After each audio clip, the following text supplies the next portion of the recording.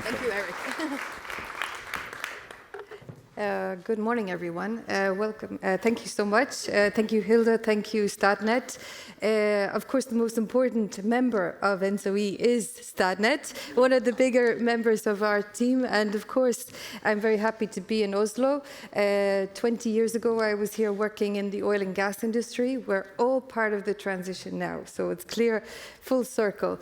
And also, Yaran's presentation was very interesting because the looking back is very, I don't know, we can get very nostalgic about the way where we've come from.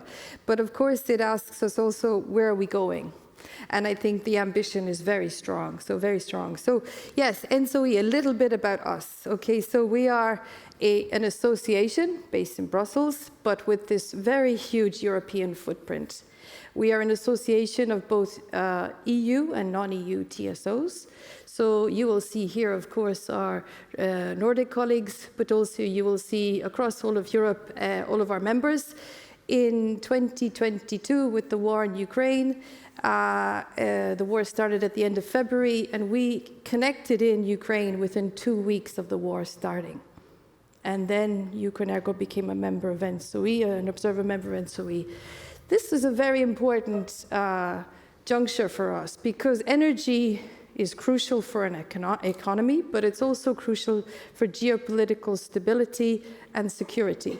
So today, of course, we will talk about investments and the need to scale up the grid, but we also want to underline the importance of security and independence, okay, and independence for a country.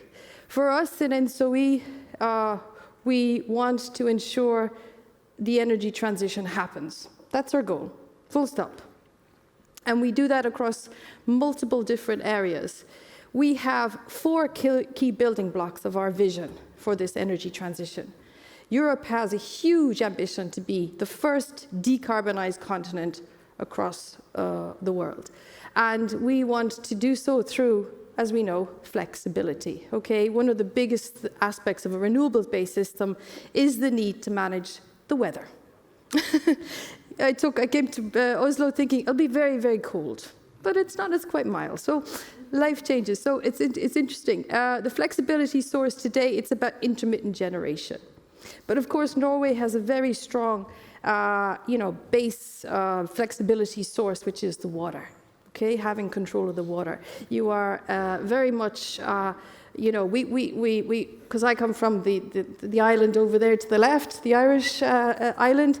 We have lots of water coming out of the sky, but we don't have the geology to handle that in terms of hydropower. So it's very interesting how sometimes countries have, through their geology, through their geography, very inherent parameters, which are very good for electrical power systems. And so Norway has a very strong electrical power system because of its geology and its inherent resources. But we have all the challenge in Europe to switch. Okay, and so flexibility is one of our major vision aspects here, is that we must harness, we must leverage, we must share flexibility. And so when we talk investments, we're not just talking investments to connect in new generation, we're connecting in also flexibility. That's the major thing. The second thing is that we want smartness. What is smartness? Ask your kid, what is smartness? They'll have a smart answer, of course. So the coordinated technology solution here is about leveraging what is really going on in the industry. What can we do faster, quicker? Can we take different decisions in terms of that investment decision in a way that leverages the current grid but maximizes what the future grid could be? This aspect of our technology is something that we're constantly challenged by. And I would like to make a plug for ENTSO-E's Technopedia site. So if you want to look at what are the technology advances, look up ENTSO-E's Technopedia. It gives you a full range of all of our technology solutions that are available on the market and how mature are those technologies. So how quickly can I deploy them? And it's a very interesting, what I call Wikipedia equivalent. The third one, which we will focus on today, is investments in grid. And of course, Minister, you're very right to say it's not quick enough, it's not fast enough, it needs more. We talked also with Fintan and with many of TSOs about how the fact is that the connections themselves are, very easy to connect in, a generation, user, but not so fast to get the transmission. And so the transmission is much slower, and that leads to high, what they call constraint costs, high costs to connect them in. We need a market design. Again, Norway leads the way on market design, and of course, the design in the Scandinavian countries has been very much at the forefront of bringing the right price, the right time, and the most efficient and economic signal. But we would like that now in a scale-wide across Europe. So very interesting perspectives from ENTSO-E, and in terms of what the ambition is.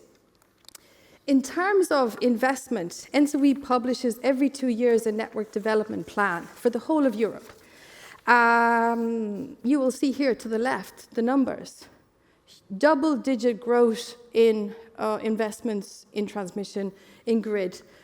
And now you will see the different colors, offshore and onshore. So a huge investment in offshore. And of course, we have some investments that have not yet been identified. So every 2 years, we're reviewing and scaling and finding new investment areas. We are looking also at what is the minimum investment needed for the ambition of Europe. And this is also a part of it. We know that infrastructure is beneficial, but by how much? So we know that it will cut generation costs by 9 billion per year, that it will avoid the curtailment that we are seeing quite a lot right now, because even with the Ukraine war, the amount of solar that's come on the system in Europe is off the scale because of just the need and because of the price of electricity in Europe, especially in the last year, 12 months. Lots and lots of solar have come on the system. But the grid didn't move that fast. The grid didn't go that quickly. So we have curtailment now. What that means is we turn off. We haven't got storage to keep it safe. We just have to switch it off. So it's inefficient. So we need to address that through additional grid. We want to cut CO2, full stop. We're in a planet emergency. We're on the planet. We all live on this planet, and it's an emergency. And so big ambition, infrastructure certainly is key. On the right-hand side is very interesting statistics on offshore. ENTSO-E will publish in January the first offshore network development plan for all of Europe. There are 5 sea basins in the plan. North Sea is one of the main offshore groups, and it has, of course, the most mature and ambitious part of that. And you will see there the BMIP, which is, of course, the Baltics, the Atlantic, and then we have south in the Mediterranean, southwest and southeast in the Mediterranean. So we have huge ambition to leverage, with the ministries, the marine potential out there. And some very interesting graphs you showed there, again, Jared, on what could be out there in terms of the type of structures. And of course, what we want to do as operators is make sure that we leverage onshore technology with offshore developments. We want to ensure that whatever we invest in now is future-proofing for the next 20, 30, 40 years. So the offshore network development plans are a major step forward for European ambition, major step forward. And I think the North Sea and the Atlantic are the ones that are moving very, very, very fast. And of course, we want to work with all our members on doing so. And what was very interesting was the cooperation amongst all the ministries to develop what they call voluntary arrangements.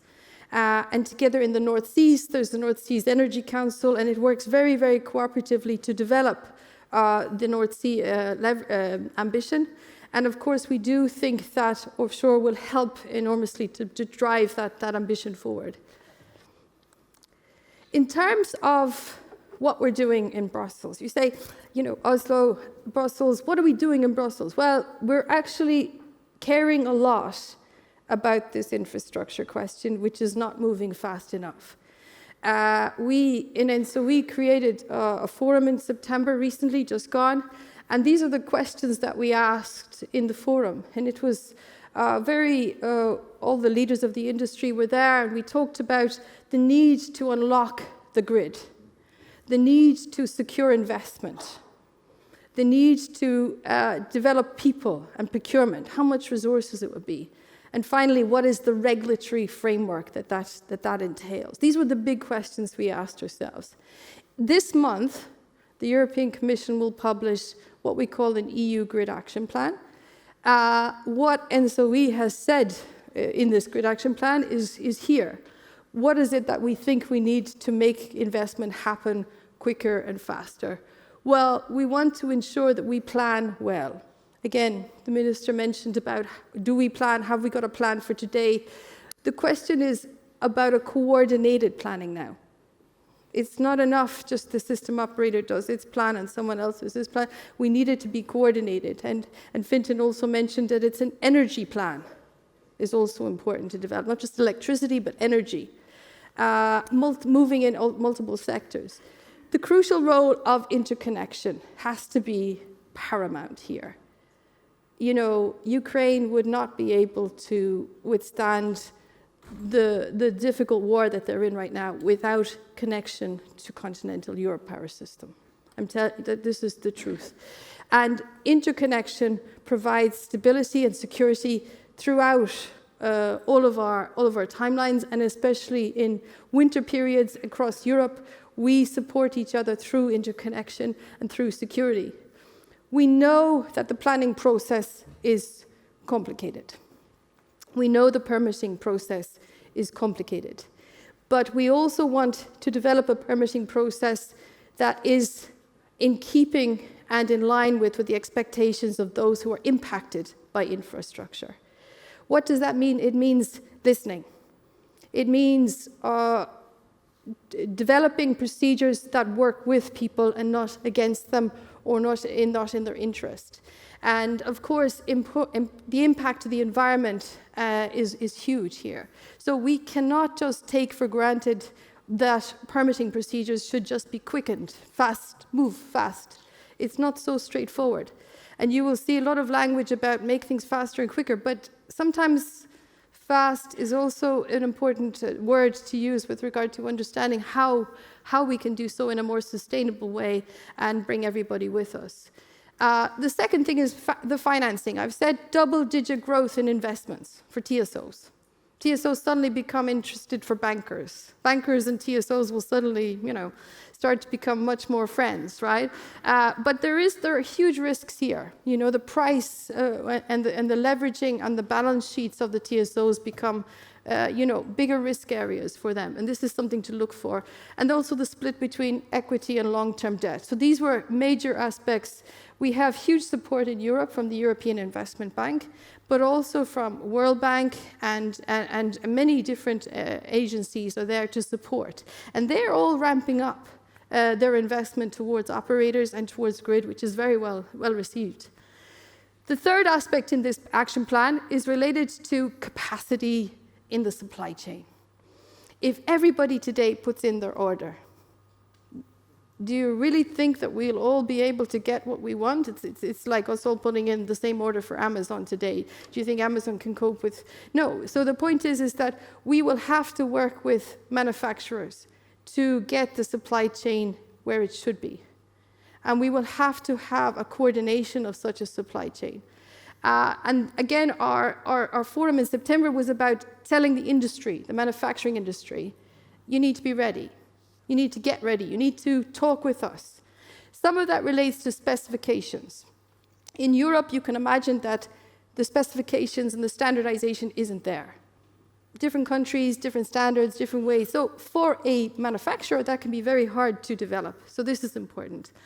Lastly, of course, the skills shortage is something that we do.